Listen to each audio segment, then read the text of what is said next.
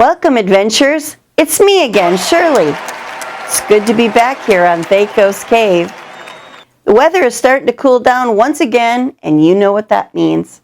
Time to start our Halloween countdown of 2020's scariest monsters.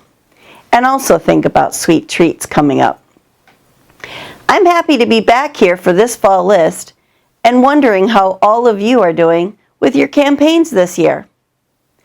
Today we're starting off with number 10 on our new list of Thaco Cave's scariest monsters, the Darklings. Darklings start out as regular, beautiful elven creatures. They live in tight-knit communities and have had two separate circles, the inner circle and the outer circle, much like other civilizations that have a caste system. The inner circle holds court in homage to Tatiana, the Summer Queen. The outer circle usually are too busy with jobs to pay homage to this deity, but goes on to work hard for their living. One day, a Seelie Fae betrayed the Summer Queen, and she cursed all of his people. He was from then known as Dub Catha, or Dark Crow. Now, no one knows exactly what came about that made this deity curse this certain Fae, but we do know that her wrath was horrible. And from that fateful day, all of his descendants were known as Dub Sith, or Darklings. Squat little figures with dark gray skin and white eyes with white hair. They are all but ugly little creatures. They range from 4 feet to 5 feet tall and are anywhere from 35 to 100 pounds. The larger being the oldest of the group. All Darklings have dark vision up to 120 feet, but they also have blind sight up to 30 feet and have a disadvantage when they're in any kind of bright lighting situation. They also have a passive perception of 15, which makes them pretty serious characters inside dark places. They settle into enclaves that provide a place for them to ply their trade as assassins or thieves. Now, Tatiana wasn't messing about when she cursed the Fae. She made it so that they absorb every bit of light that was around. This caused the Darklings to age rather quickly, and fating them to an early death. And in order to live longer, the Darklings learned to cover themselves from head to toe in cloth and leather whenever the possibility of light is near, thus helping them stave off a certain death. For when they die, they explode from all the light inside themselves, incinerating all creatures and all of its worldly possessions, turning everything in the vicinity to ash. Darklings live a meager existence, living in small communities, always in the dark, as not to expose family to the treacherous fate that awaits them. A few Darklings can live to become elders, wise and respected in their communities. These creatures are revered and honored by their kinfolk, having a ritual to release some of their light through tattoos. These symbolic tattoos will continue to glow, releasing small bits of light as to mark them as elders of the group. Their names will also be lengthened to suit their capacity. Darklings have weaknesses for art and other beautiful things, things that they can steal from other people or they collect.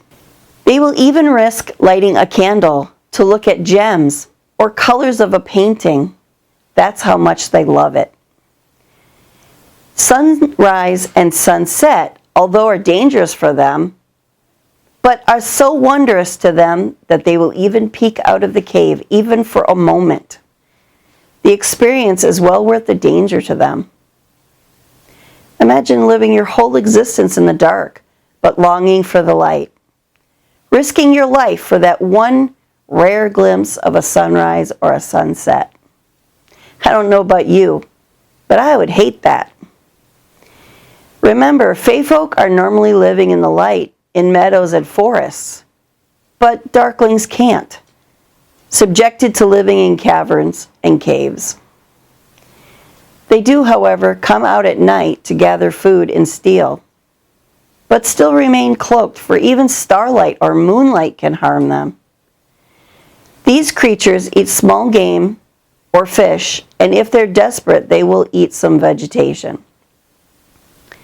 Thievery consists of small items that they can easily sell or keep as beautiful items to look at. And considering their small stature, the ability to keep to the dark, they can become great assassins, hiding in the shadows. Darklings wear leather armor, and the elders wear studded leather. When they do come upon an enemy or someone that means to do them harm, the only tactic that a regular Darkling has is dagger attack. This could be used as ranged or melee attack. Melee attack is up to 5 feet, but the range attack can be between 20 and 60 feet, with a hit at 1d4 plus 3 piercing damage. With advantage on the attack, you get an extra 2d6 piercing damage. An Elder Darkling has a tactic called multi-attack, in which they can make 2 melee attacks, and their normal weapon is a short sword. The damage of the short sword is 1d6 plus 3 piercing damage, or 3d6 with advantage. Darklings also have something called Death Flash. Now let's say it's daytime and the Darklings are in their cavern. Now a member of your party grabs hold of one and starts dragging them out of the cavern. Maybe he doesn't exactly know what he's got a hold of. So he gets this creature outside. Maybe he mistakes it for a goblin. Either way, once he gets it out to the light, the countdown has started.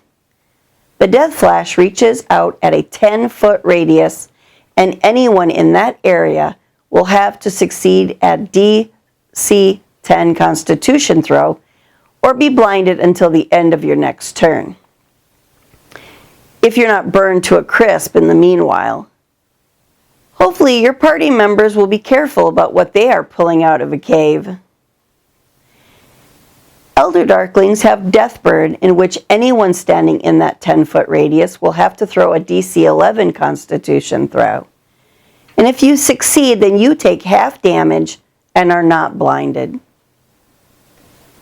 So why are Darklings number 10 on our list of scary monsters?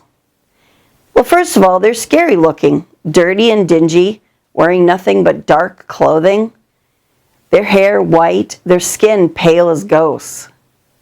They look like normal cave-dwelling creatures because they are. Second of all, once you tangle with these guys in their element, you have very little chance of sneaking up on them. Between their dark vision and blind sight, you really can't hide from them. Lastly, these guys have nothing to lose if they wanted to try and take out your whole party by running into the daylight, sacrificing themselves to protect their friends and families. Why not cause an explosion that will take out multiple party members? That's something you should think about if you're going to tangle with these guys. Well, this wraps up number 10 on our list. What do you think of the Darkling as a character? Is this something you'd use in your campaign? Please mention down in the comments below. We'd love to hear what you have to say. Now, Rodney will be following up with number 9 on our list, and if you want to guess what that next one is, you also can make a comment down below to see if you are close. If you're new to our channel, welcome. Please consider subscribing. We'd love to have you in our group. And don't forget to hit the bell icon and get future notifications for our videos. And you can click here if you'd like to watch another one of our videos or our last year's recap episode. So, from all of us at the Thakos Cave, until next time, thank you for watching.